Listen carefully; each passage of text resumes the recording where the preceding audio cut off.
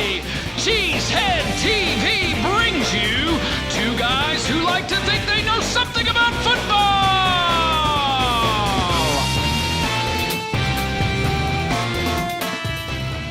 Good afternoon, everyone, and welcome back to Packer Transplants Live. I am Aaron Negler, and I am joined, as always, by Mr. Corey Banky, my partner here at Cheesehead TV.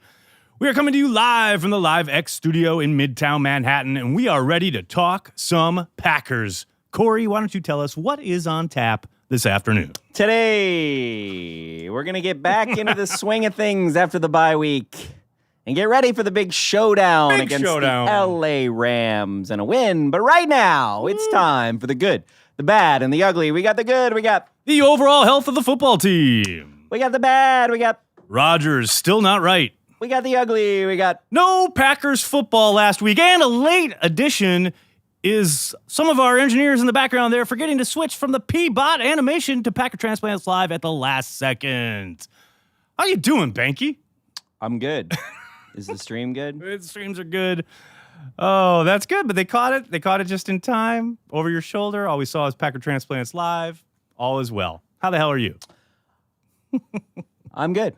I love that just before we start this show, Banky says, didn't we already just talk about all this?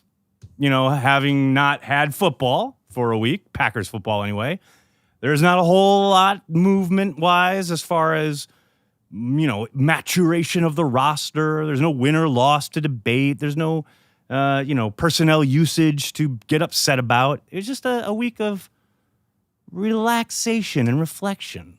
What'd you do Sunday, say, football Sunday? What was your football Sunday last week when there was no Packers game on? I relaxed. How so? I just watched football. Yeah, I'm the same. I was stuck watching, well, not stuck, but I chose to watch mostly the Bears-Patriots game. Yeah. I watched a little bit of the Vikings-Jets game. I watched the Vikings game. But I figured the Vikings would probably take care of the Jets, which they did. But yeah, I tell you what, it's always a hard weekend to get through when there's no Packers game in the middle of a football season. But now, we're back. Yeah, we're back. You know, nobody was talking about us as usual. What do you mean? Oh, you know the best thing that happened this weekend? Oh, boy. What's that? The Brewers lost. Oh, Banky. Why you gotta go there? That's just not right. Because I don't care. I know. You know what? Now we can talk about football, not some BS baseball crap. Mm-hmm. Okay? Right. Meanwhile, I do commiserate with Milwaukee fans because the Major League Baseball did not want you to win. It was very clear. Mm-hmm. It was a little bit like the Packers. Uh-huh. Small market team, can't buy break. But yeah, I'm really glad that's over. And now all the people that I followed on Twitter that were like Milwaukee, it's funny. Like all in on the Brewers. Yeah, these like Brewers people that I was following because like I don't know, you were following. I don't know what happened, but there's like this whole bunch of people I was following. Yep. And now their tweets are annoying to me because it's like they don't even tweet about the Brewers. They tweet about like shows on television. I'm just like, wow. They're like being human beings? Yeah, and I'm like, unfollow. And it's what everybody does to me as soon as the season ends. As soon as the season's over. It's like, oh, that blowhard. I'll see you next August. I don't need to know about live streaming. It's pretty true.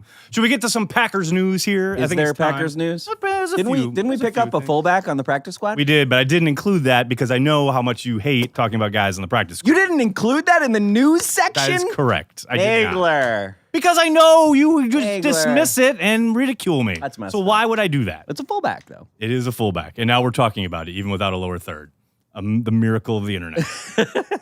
First up, number one thing, yesterday, it is revealed. You wondered, they had the bye week. Could Rodgers get right, shed the knee brace?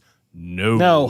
He did not practice yesterday. But he practiced today. He did practice today, but although it was very apparent the knee brace is still on. He was asked at his locker yesterday about possibly shedding it for the game. He played coy. I'll be surprised if it's gone. I think he'll still be wearing it. Yeah. But who cares? We'll see. I mean, I care. I care. But starting quarterback. Does it really matter, though? Yes. If it's limiting what they can do on offense. He's still going to be limited. Yeah. Even if he takes the knee brace off. Maybe not. The knee brace being off may be a sign. I feel like he's going to be limited all season. Do that. I've already. You know how the stock market puts things in that they've already wagered in. Yep. I've wagered that in. They've wagered that in. Banky doesn't like the Milwaukee Packer fans or the Brewers. Nope. From the YouTube chat. Nope. Nope and nope. Gold package, get out of here. Green Bay. And you know what else I don't like? I don't like East Green Bay either. Ooh. That's how narrow I get. There's a very limited scope of what Banky likes. I'm a West Green Bay guy.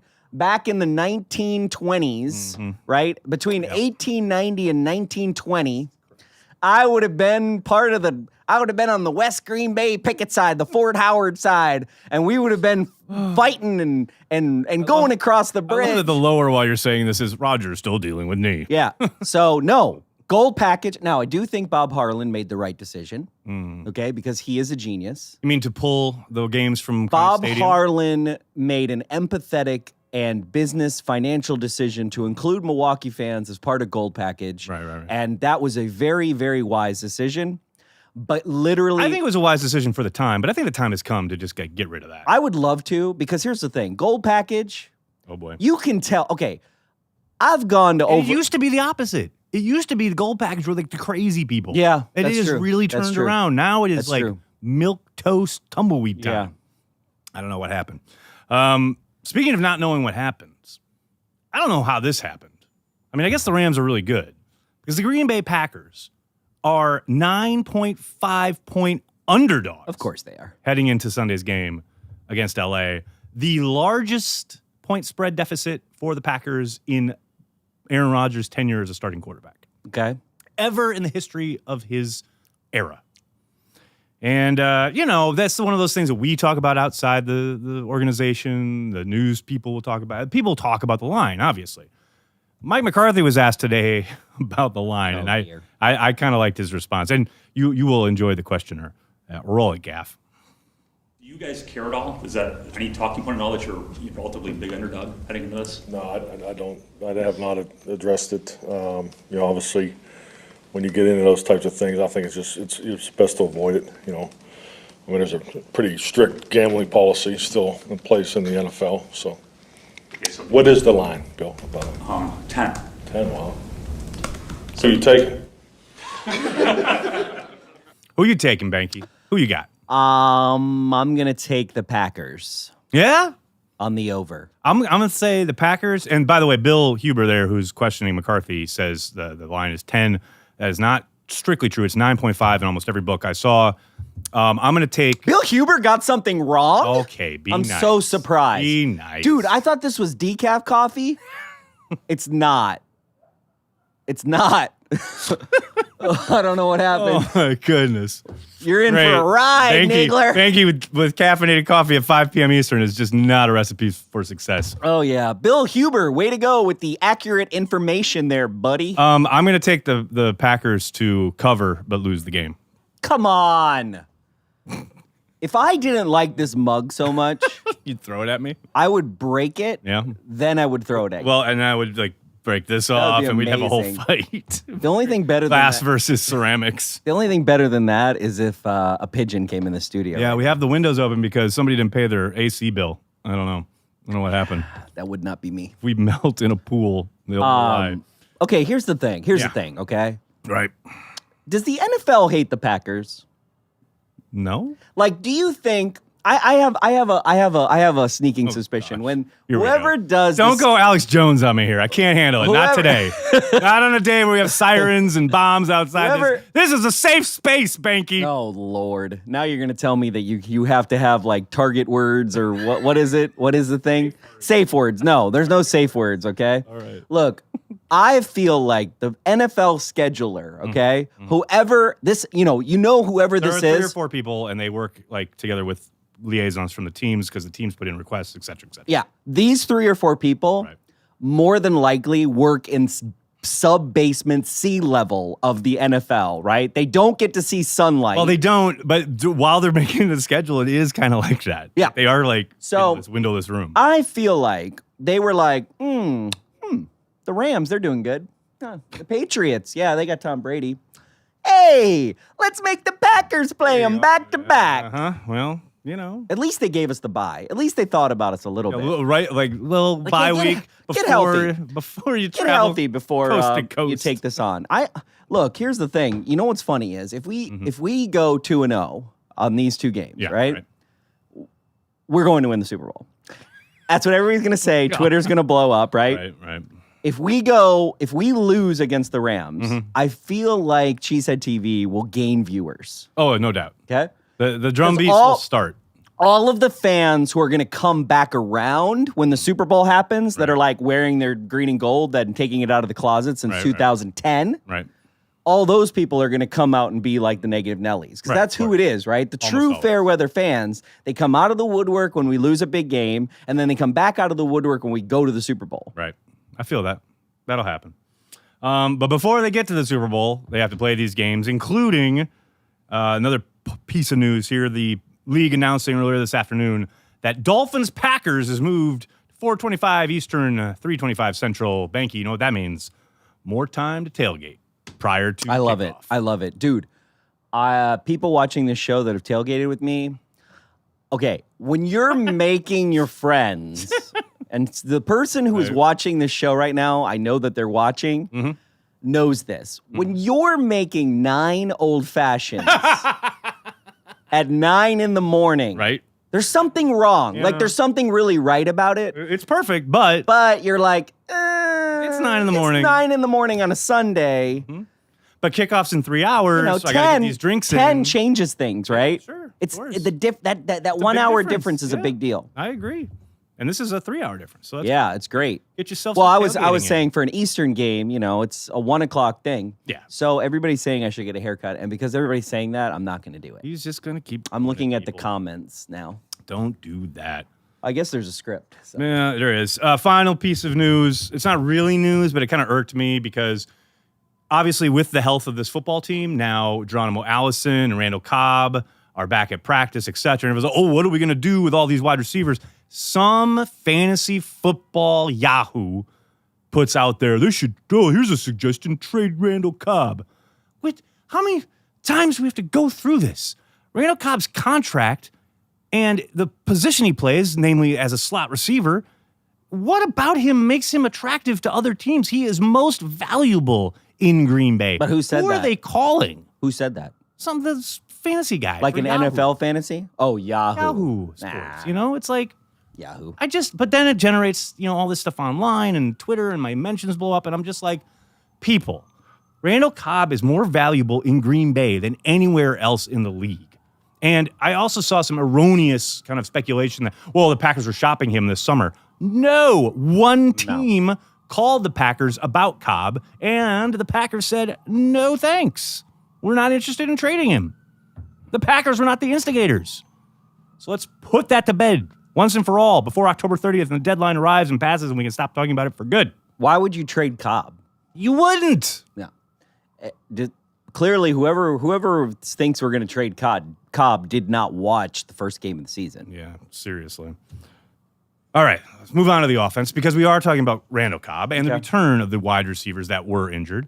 The injury report came out just a little while ago. We saw Equiminius St. Brown was added with a knee injury, but everybody's practicing.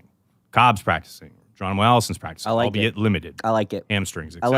I like it. But I am interested to see. I am very interested to see how they handle the wide receiver rotation now that you're going to have, supposedly, apparently, a full complement of wide receivers. And at the beginning of the year, it was really easy because it was like, Geronimo Allison is clearly number 3. But now, with the way MVS has come on, it's going to be hard to keep him off the field. Like, St. Brown, I think he's acquitted himself really well. Only got 1 target on Monday night and he made the most of it. I would be very surprised if they just shut those guys down. You know what I mean? I think Jamal Moore will be inactive. I don't think that'll be a surprise to anybody. Yeah. But I am very interested to see MVS in particular, how much he's in the rotation. Because they used him all over the formation. They used him in the slot quite a little bit, which is obviously where we saw Devontae Adams there last week. Yep. We've seen Randall Cobb there. Obviously, that's where he lives. How much MVS are we going to see now that guys are healthy? That, to me, one of the most interesting things to watch on Sunday. You know what's funny is having a lot of players is like kryptonite to Mike McCarthy. Like the more superstar or up and coming players he has, Talented players, right? the less he knows what to do, I feel like. We talked about this on the show We did, before. a couple weeks It goes ago, to the yeah. Aaron Jones thing. Right. It goes to, does he really know how to use the tight ends?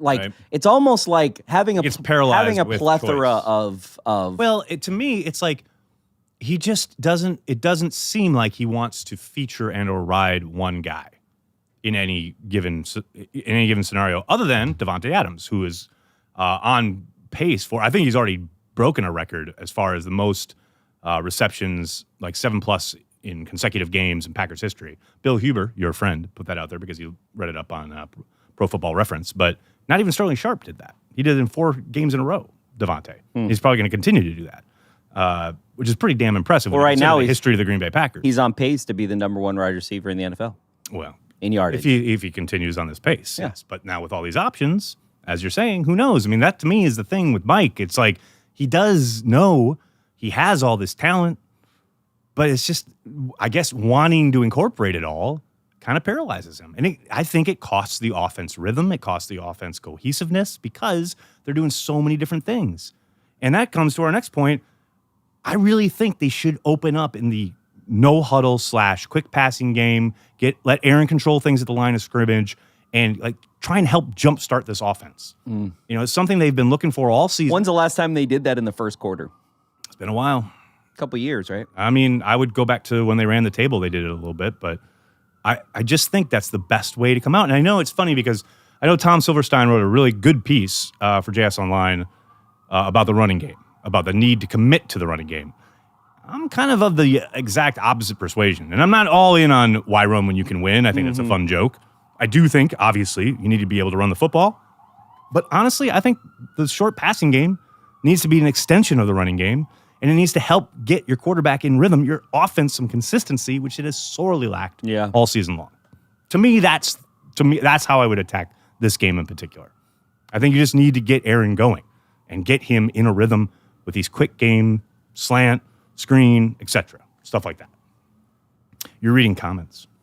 Yeah, I would agree with that. Bye week shows. You're just not feeling it, dude. It's just like, didn't we talk about all this? Yeah, we did. Sorry, I know people are bored. Also, people are hating on me on the chat, and I'm trying not to read it, and it's really hard. Why are you reading the chat?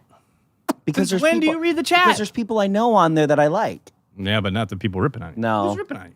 I don't know. I don't know. I think it's someone's troll handle. It's fine. Oh, probably. I can deal with it.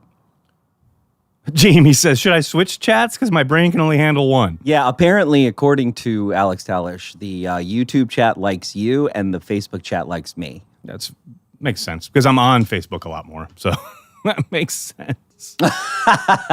Well, and the Facebook chat started with questions. So yeah, because you usually I'm like, when I do my you ask for lives, I questions. ask questions. I have questions and I answer. well, we them. can answer some questions once we get through the stuff. Well, once we get through our stuff, right? The run game attempts. That's something we have talked about a lot. Yep. But it's like, and like I was saying about Tom Silverstein, I thought he wrote a really good piece. I don't know. I just don't feel it. I don't think they need to ride a running game. Especially if they don't really practice the run. Well, that's the whole another I know question. that was like 10 years ago, but the Ryan Grant thing, right? yeah, but it's like, I don't know. But it's never been a focus. We talked about this literally last week's show was about what is the identity of the offense, right? There isn't one. There isn't one. Right. So I hope they get it against the Rams because the Rams have an identity now. Oh, yeah, they do. But the Rams can be disrupted. How great is it going to be when we beat the Rams? Like for 1 week. Okay, That'd be great. I'd love it. If we beat the Rams, okay? Right. They are the only undefeated team Correct. left in the thing, right? Because I saw the Kansas City game, right? Yeah. So Kansas City looks pretty amazing. Yeah. So when we beat the Rams, okay? Right. We beat them. We are going to spend a glorious week on television, right? That is the best feeling, isn't it? It's the greatest. Like when they win, everyone's talking no one about the expects it, Packers. and all of a sudden the Packers are awesome it's again. like we're the Dallas Cowboys. Right. It's Aaron Rodgers is a bad man. Yeah, it's like we're nonsense. Dallas Cowboys Yep. or we're the Patriots, Yep. right? Remember when before the internet was really a thing, every time we won, like my favorite thing to do, and I don't do it less and less now because there's so much other content, is watching the SportsCenter highlights over and over. Like my dad would literally it's on, course. and then it's just running All the time. and you're just like, we won. So it's You're like great. marinating in it. That's the best part. I love it. Switching over to the defense, the number one question I get, and I don't think it's like even close, is Bashaud Breeland going to play this week? People, I want to tell you a secret. The coaches don't call me and give me the game plan. They don't tell me the roster decisions. They don't let me know these things. I have no idea if Breeland's going to play. None whatsoever. I hope he does. I think he's a talented young kid. I hope so too. But, I mean, I have no idea. And exactly how is he going to fit into the rotation? That's my other question. Who are you putting on the bench? Are you benching Tremont? Are you benching Kevin King? You putting Jair Alexander down? Is Jair Alexander playing this week? Well, he should be. He practiced today. Yet another reason to like our chances. Yeah. And on the flip side. But what do you do? For the Rams, so what do you do? Breeland? I don't know. I think he comes in as a dime back, most likely. But he's younger than Tremont, right? Oh, yeah. Much. So. I thought the idea was to have Tremont in the slot on the nickel. Well, they did that in camp a little bit, but I thought it was the whole wily veteran thing, unless there's someone in the slot who's a number one. Well, they have Jair there. I like Jair in the slot. And I got to think with the big development today is Cooper Kupp, who is essentially one of their top 2 wide receivers, is doubtful with a knee injury. That's obviously a really big break for the Packers. Yeah. They still have Robert Woods. I think Kevin King matches up with him. And then Cooks is the big issue. He's the speed guy that's going to give them problems. The greatest thing about the Rams, they're the greatest team in the NFL right now with a bunch of people you ain't never heard of. Well, I think you ain't never heard of because you only pay attention to the Packers. I never heard of either of those wide receivers. Exactly. Are they even in the top 10? Oh, they're good. Doesn't matter what they're in. They're good. You're gonna know Robert Woods and Cooks by the end of this week. I'll tell you that. I'm gonna know because I'm gonna be laughing when the Packers win and they just get their ass handed to them. Speaking of having your ass handed to you, this is not the week to send pressure. I know everyone wants to blitz all the time, send pressure, etc. This is a team. This is a head coach and play caller who will make you pay. Well, and the other thing is, if you look at the Packers defense, we are winning sacks on coverage sacks. We're not winning sacks on pressure sacks. Initial pressure. So why not? You got a secondary, use them. Absolutely. And hopefully Ha picks his game up. The big question is, can the defensive line hold up? The defensive line was pushed around last Monday night all throughout the game, especially in the run game, obviously. I don't think the Rams offensive line is quite as physical as the 49ers, but it's similar. And they get going downhill with Gurley. It's a long day. It's play action. Yeah. It's misdirection. Yeah. It's the defensive line has got to hold up. And that's where I'm like, where's Montravius Adams? Where is this rotation along the defensive line? Right now they're playing Kenny Clark on 95% of the snaps. You can't do that all year. This poor kid's gonna totally wear out. But who else is there? Nobody. Well, they brought up Lancaster from the practice squad. Wow. Lancaster from the practice squad had more snaps than our former third-round pick, Montravius Adams. Wow. I mean, that's disconcerting. You look at Adams. You look at Josh Jones. These are players who should be, helping form the core of this team, and they're not playing at all. I think Montravius Adams had 2 or 3 snaps, maybe 4 tops. That's not great. So, the defensive line, big worry. I know. It just goes back to 2015 to 2017, yes. The dry period. Yes. The desert Very era. much so. We're going to talk about it later on in the show. Oh, yeah? During Blogosphere. Oh, cool. You know that because you read the script. Yeah. Sure. Got it. Well, we're talking about the Packers versus the Rams, so let's get to it. Let's get to some keys. And obviously the biggest key, the number one key, number one, and this is a big reason why the defensive line has to hold up, is Todd Gurley. Their running back, MVP extraordinaire. I think he ran for 130 plus yards last time he faced Green Bay. Of course, it was a very different team. But he's a weapon, and he makes that offense go. And I totally understand the desire to play coverage, not send pressure. Like I just said, this is not the week 2 pressure. But they got to get bodies in the box, and they got to get this guy. At least he's going to get his. Yeah. No doubt about that. But if you're picking your poison, either Gurley's going to beat you or Goff is going to beat you, make Goff. Yeah, make Goff beat you. For sure. And yes, he can. He has done a very good job of that through the first 7 games of the season. But if you got to pick your poison, that's the way you should be picking. Because Gurley will just straight up maul this team if they sit back in a cover 2 shell and don't stack the box. Yeah. I mean, I know it's going to be hard to watch at times, but there's no doubt in my mind. Well, and the run defense has at times been stiff. There have Yes. been times. Yeah, There have been there- times when they've been a sieve, And but that's the there've problem. definitely been times Too when much they've been stiff. inconsistency. Way too much inconsistency. But yeah, I mean, they're going to get theirs. There's no doubt about it. They're too good at an offensive team for them not to be. On the flip side, with the Packers, they have to control the football. And I know everyone thinks that means run the ball. And again, I don't think it does. I don't think it has to mean that. I think they just have to control the football and have, pick up third downs, move the chains, make the drives go 8-9 minutes, Yeah. Keep the ball out of their hands. Well, I just wish we would live in we would not stop living in the fantasy world where Aaron Rodgers can hold on to the ball a long time. Even if you're not going to Yes. do quick passes, Right. like don't use third down to sit there for 7 seconds, okay? The ball out of your hands. Don't make that the time you do that. That's the things where it's like, guys, that's not our team right now. Like Yeah. I just wish I hope that they spent this bye week looking at tape because I didn't.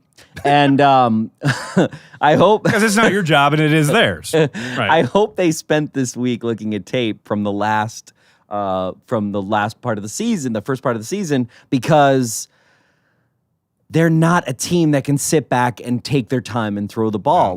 Get the ball out of here. Even if you're not going to go hurry up, even if you're not going to do quick passes, even if you're not going to be the dink and dunk team we all want you to be, Right. 3-step and 5-step drop it. 5-step being generous. Like, slow down. 3.5 Let's go to 4. 3.5 to 4. Exactly. And then finally, it's a matter of when.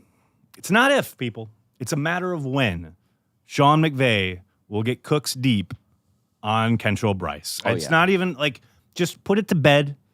If you want to go to Vegas and make a prop bet on something, this is the one to do. There's gonna come a time, and it may not happen until third, fourth quarter, but there will be a moment in this game where McVay schemes it up, where he gets Cooks deep on Bryce, and it's up to Bryce to change the narrative, to just bat the ball away, make a play, recognize pre-snap that Cooks is the guy who can beat you deep at any moment, and be ready for your back pedal and get back there already. I mean, because it's coming. There has never been a moment in my life where I've been more sure of anything than I am of this right now. Cooks deep against Bryce is coming on Sunday afternoon. And the question is, will Bryce be up to the challenge?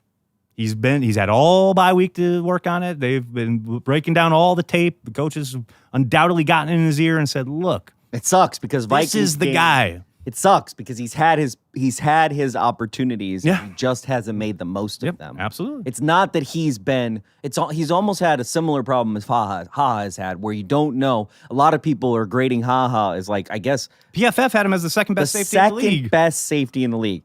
I do not know of any Packer fan who, if you told them, who actually watched the game, Right.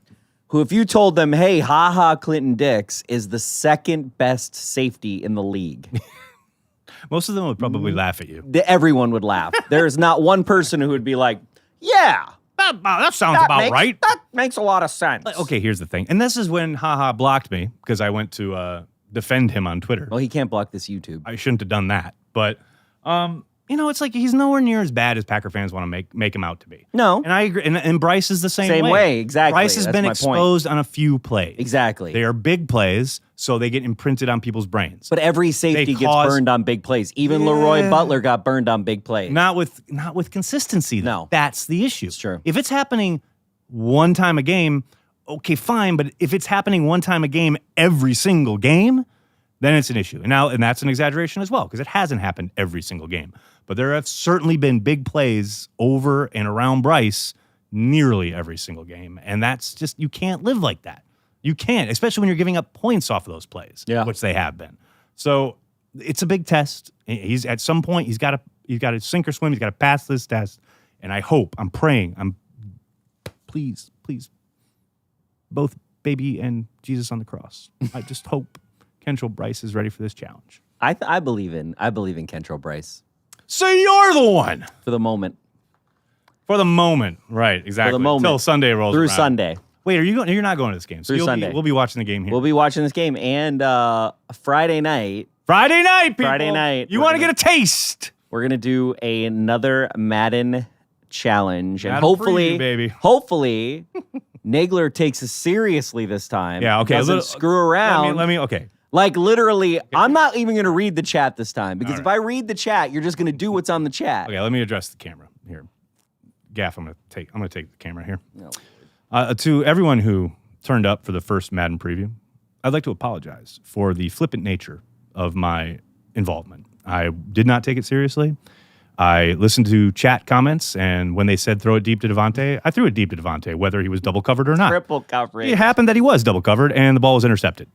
There were several times when I didn't use my timeouts when I could have, but at the end, here's a little secret when you for could have won. What no one knows is that game, was supposed to take place at, I believe, 4. Oh, PM now, I Eastern. see. Is the excuse fairy showing up right now? I had an engagement Is there an excuse fairy at in here? 9 p.m. Oh, for which I was late because someone, and I won't mention any names, but their initials are Corey Banky, forgot to download the fucking game. So we sat here at the mercy of whatever internet servers 4 gigabytes. were hating life at that moment, waiting for literally hours for Madden to download. So by the time the game was downloaded and we were ready to go, it was pretty clear I was going to be late for said engagement. So I did not take it seriously. I raced through it, and I didn't care. And that's why I didn't use my timeouts at the end, and it ended up as a tie because I just wanted to get the hell out of here. But this time, you have my solemn oath and promise that I will be completely devoted to Green Bay Packers fans. you would have won the game. I know. So we all know I would have won, so it's good. Wait, how many interceptions did you force Aaron Rodgers to have? Like 4, I think, in the first 4. half. You know what's funny is I remember the Madden game better than the actual game. That's scary. That's weird, You were right? more involved. You were more invested, even though you were at that game. It's so weird. Like I remember You won. were at the game. Yeah. I was at both games. Oh my God, that's funny. What the hell is wrong with me? You are a sick individual. All right, Gaff, roll it. I'm done with this nonsense.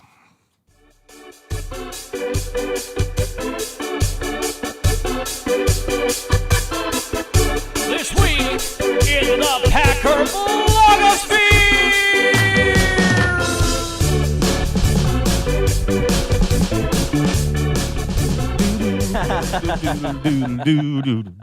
What are you laughing about now? So Nagler no. has the same clock managed skills as McCarthy. Exactly. I'm just, trying to keep it realistic. Okay. Everyone kept yelling at me. Anyway, this week in the Packer blogosphere, the return of that venerable series. Banky, there's a new reporter on the Packers beat. Yes. And I wanted to give a shout out to one Olivia, I believe it's Reiner. I'm not quite sure of the I think you're pronunciation. right. Olivia Reiner. She's pretty much taken my old position at PackersNews.com, doing video and social. Want to welcome her. She's already kicking butt. If you haven't, make sure you follow her on Twitter. She's doing a ton of great video work with the guys and gals on the beat. Check it all out because, she's doing great work. It's and great. we always want to encourage, support, give a shout out to great work on the beat. God knows the Packer beat writers need more females. There needs to be more diversity in the Packer beat writers. Well, no doubt. Hey, And she's contributing a lot. I'm watching her videos. They're very professional. unlike mine. Yeah, she's kind of a good contrast to what you brought. Yeah, well, she's up in the game. She's actually kind of professional Yeah. as opposed to blogger boy It's interesting. over here. Yeah, it's good. It's good. I like it. I like it. It's a good move for them. God knows they need some modern content. Yes, no doubt. And that's what it should And I love be. all those guys. Tom and Pete are Absolutely. some of the They're the best men. beat reporters in the biz. No doubt. We're very lucky to have them. And sometimes you can include Domofsky and Wilde in that. So sometimes. Sometimes. Well, speaking of Domofsky, I think everyone should check out Domofsky's post at ESPN.com. I don't know if it went up today or yesterday, but he wrote about exactly what you were talking about, Banky, the dark period, 2015 to 2017, the drafts of those years from Ted Thompson, nay, maybe Russ Ball. The medieval times. The of medieval draft. times. It's bad, man. It's bad. It's terrible. You look at it, and we were talking about Montravius Adams and Josh Jones, and you talk about Kyler Fackrell. These are the guys, the mid-round guy, Jason Spriggs. These are some bad draft picks. And here's what's really funny. And they're supposed to be the core of your team. Guarantee if you go back to every pick we had from 2015 to 2017, Oh, no. and you watch Mike Mayock and Rich Eisen or 50s greaser guy, Mel Kiper. Mel Kiper. If you watch them, right, I bet they're like either oh yeah, that's a good value pick for the Packers. That's a good pick. I like this pick for the Packers. You know, I guarantee they say the same crap that they would have said. Every pick. It's just sad. Now you're watching this team really kind of come up short in certain areas or not play guys. You know, I mean, Josh Jones can't get on the field. He's fully healthy. He can't beat out an undrafted free agent. What year was Justin Harrell? That was a little earlier. Oh, man, that was a long. But Justin Harrell was a miss among an ocean of good. Yeah. Exactly. I mean, that was a missed first-round pick. Ron Wolf missed on nearly, not all, but a whole lot of first-round picks. No, and you're going to miss on people. It's not about we're not going to miss, right? Oh, and picking late. Yeah. First round, anything like past like 10, 12, whatever. There's no bets. Like the bets are off. You're in a 50-50 land of whether they're even going to you know what's crazy? I was watching what were we watching last night? It was a college thing, and it was about, you know, it was Brian Gumbel Sports. Oh, right. On HBO, which is a great program. And it was talking about concussions, and it was talking about players who die suddenly. So there have been 30 players since 2000, 30 NCAA college players since 2000 that have died practicing. Crazy. Because, and they go into strength and conditioning coaches, how they're not certified, and how like people with anemia have like this anemic marker, and if they have that, like you have to watch out for them, and like a lot of people, nobody is. And then the other thing is heat stroke and not taking it seriously, and how like the simplest thing, like throwing a player in a tub of ice will save their life, right? So they're talking about that, and there was a stat that kind of just blew my mind, right? It was like 13,600, somewhere in the thousands, right? Between 13 and 15. I don't really remember the exact number, but it was like that's how many players come into their graduate college or are ready to trying to be an NFL prospect for this year, and they take 316, between 316 and 360. So it's like that number, right, of like looking at and flipping that on its head of like looking at it as a scout, right? I'm looking at 13,000. Now, yes, the intangibles, the tangibles, all the little like that stuff things helps you, right? The markers help you, like, oh, they do a 440 in this, they do this, they can touch the 7 foot whatever. Measurables, that's what I was looking for. Yeah, those things help you, but if you're trying to pick 13,500 people and get it down to the best 350 or so people. That's insane. Yes. And it's really subjective, and people have all these opinions are gathered into a room, and everyone lobbies for what they've seen on tape, what they've heard from their coaches, what they've put up in those measurable moments as far as whether it's a pro day or a combine workout or whatever. And then ultimately it comes down to one decision maker, and they have to own it. And Ted Thompson, unfortunately, has to own 2015 to 2017. And as Rob wrote in his piece, and it's the whole reason I think people should read it, you know, ultimately, the question you take away from this is why didn't Mark Murphy act sooner? When it became really apparent that Ted had kind of lost his edge, we all saw the shots of him in the press box. You know, those of us on the beat saw him in the press box or around the team, just very noticeably different. You know, I can't ever speculate about what's going on with the guy, but it's clear he's different. And you know, why Murphy didn't act sooner? That's going to be something that I think maybe comes out in time, maybe it doesn't. But that 2015, as you call it, like this dark period, 15 to 17, where they really lost their edge. I mean, they really did, and maybe that plays into some of the frustration McCarthy was feeling. You know, it would come out after every season. Yeah. McCarthy's frustrated with Thompson's approach. Well, I don't doubt it, especially, I think like Gutekunst getting Breland, McCarthy, you know, probably loved that until the guy got hurt instantly and couldn't play. But that's the type of move, you know, that wasn't made under the previous regime. And I'm interested to see, we've still got like 6 days until the trade deadline. I'm still wondering if Do you think the Packers are going to make a move? Well, hold on. I doubt it. I doubt it. I want to say one thing that goes to, I really believe that by allowing Ted to have complete autonomy, right? And I'm talking about little things here, right? Ted could decide if he was going to do a press conference, right? Certainly, and he did none. Nope. He does zero He did what was Right. required by the league. Right. What does the league require a GM to do? You have to do the availability at the combine. Actually, you don't even have to do that, but you have to do the availabilities for training camp, and that's it. And you can.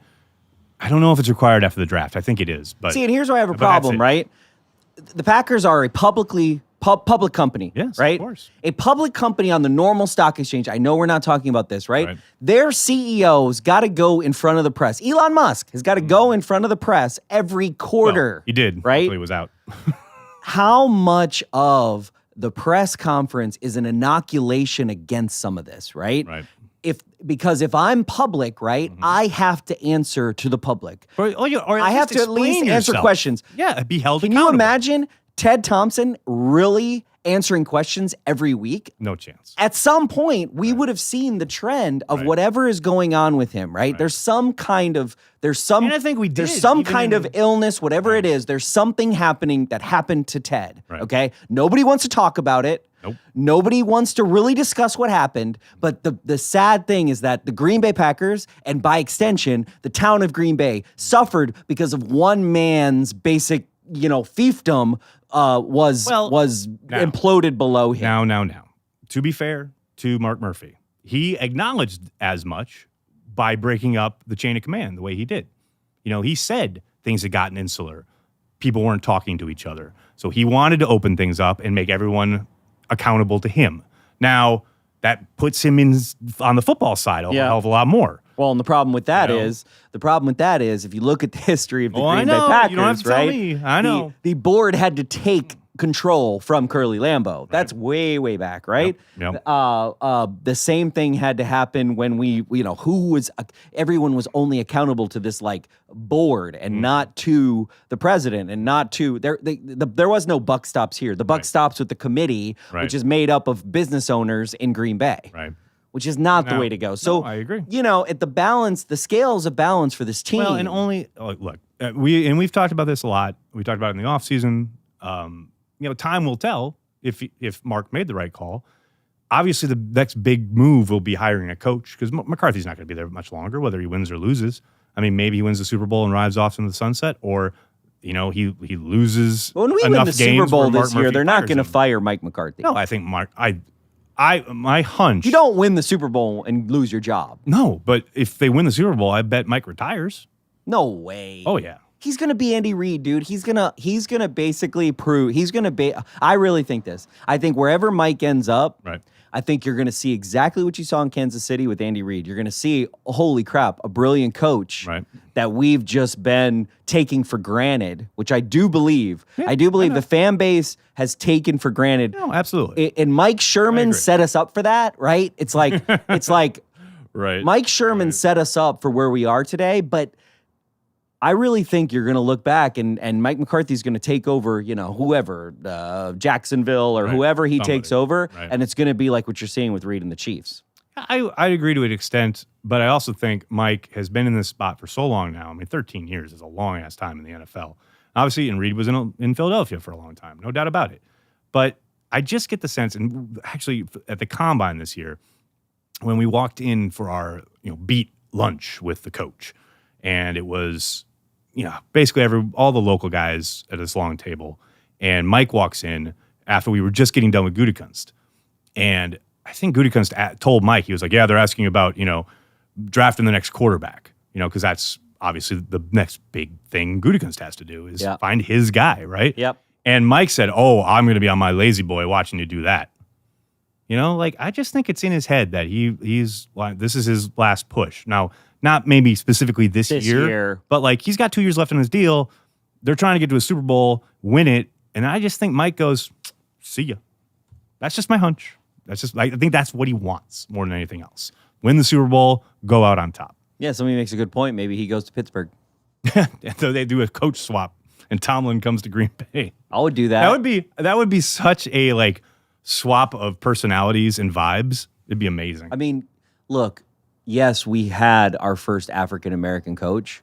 The Packers are due for a really good African-American coach. It would be really good for the town. A really good coach now. Obviously, I agree. You don't just hire somebody because they're exactly. Yeah. I just want a good But football Tomlin would be great. Yes, I totally agree. I think both of them would benefit from a change of scenery. The big thing for Tomlin would be who would be his offensive coordinator, who's running the offense, how do they gel with Rodgers, et cetera, et cetera. But that's a whole long way I mean, here's the away. thing, though. Like I said, I think I said this 4 weeks ago. Right. Okay? So we're repeating ourselves from 4 weeks ago. You know, Nagler, It's good. No, I like it. you're killing me right now.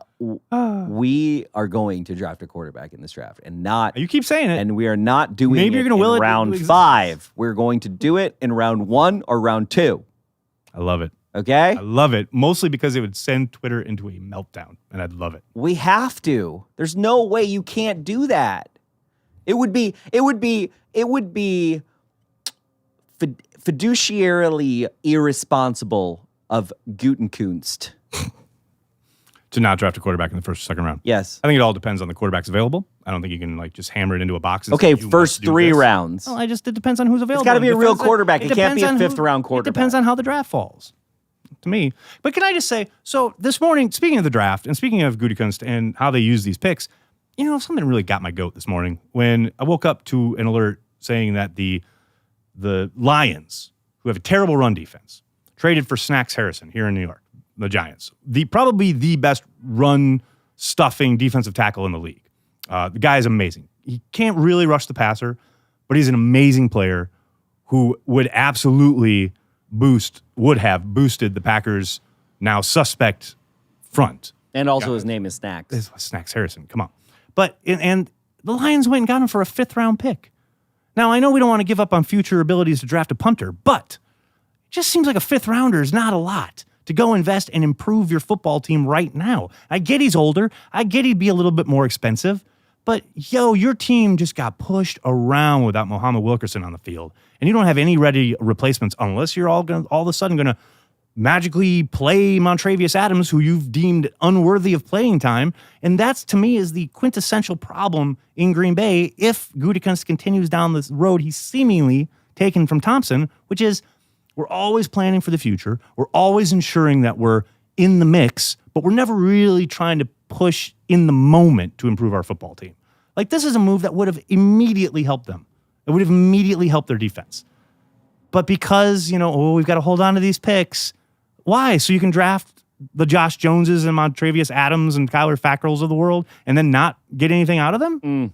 Like, get a guy who is going to help you. The tape is there to show you how much he's going to help you. That, to me, at a reasonable price. I'm not saying like I get the... But are you going to get a reasonable price? I get a 5th round pick. I mean, I get not sending 2 1s for Mac. But then when are we going to draft J.K. Scott, though, That's Nagler? why I said it at the top. You got to hold that J.K. J.K. Scott pick. I know. Which, by the way, he's getting close to being a bust. I'm sorry. Not even close. He is getting close to being a bust. If you take a punter in the 5th, if you take a punter in the draft, that punter better be the best punter. I'm going to say it every week. It's such a crock. Okay, so you got to save that pick. And also, somebody said Kaiser is a 2nd round pick. You need to get off the chat before I ban you, okay? Get off the chat. Put the beer down. Kaiser, no one on our team counts as a backup quarterback right now. It's a bunch of BS that we've been sold for the last 4 years of our life. We saw it last year. Right. It's crap. We do not have a backup quarterback right now. If we do have a backup quarterback, it's our 3rd string quarterback. Boyle? Boyle. Or Randall Cobb, the emergency quarterback. Yeah, I'd rather see Randall Cobb than Kaiser on the field. I'm telling you.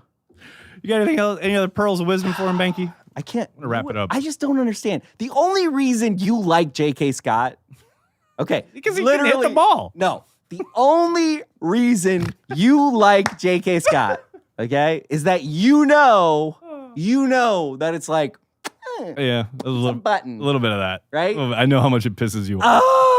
Because I bet I can pull up transplants from years ago Right. where you're like, do not take a punter or a kicker in the draft. I wouldn't do it. No. But hey, the Seahawks did it, and their punter is amazing. Wouldn't you rather like a little bit before who J.K. in the Scott. fifth round this year, right? Yeah. Oh, dude, I don't know. I haven't broken down the You fifth probably round. know the answer to this. You know who I'd want instead of J.K. Scott? The Seahawks punter. That's who I'd want. No, but here, I bet there was a defensive end or a defensive tackle that is No, that's playing really well right now that that's was the taken point. in the Fifth fourth round. round. Picks are total crapshoots. They're like throwing darts. Like, it's just, no, a fifth round pick, get the punter. Donald Driver was a seventh round pick. I understand that. How many other seventh round picks have they had in the last 20 years that have done what Donald Driver did? 0. That's like, it's a 1 in a million. Well done, leading wide receiver in Packers history. I applaud him for it, but that's a random chance. That's all it is. You done bitching now? Can I wrap up the show? I'm not done. All right. But I'm done for right now. Okay, good. That'll do it for this week's Transplants. We'd like to thank everyone who connected with us all across the internet, be it here with Cheesehead TV or on any of our social channels. You guys are really what makes this, what drives it. It's a unique fan experience, and that's why Corey and I are here. We are, and will always be, devoted to Green Bay Packers fans worldwide. Take the high road when something like this happens. Is there any positive in terms of motivation for your guys, how ticked off they are about how this played out? Any of that can be used in any positive way whatsoever? I'm not in the mood for drama tonight, Jason. Okay? I appreciate that. What do you think you told the critics tonight?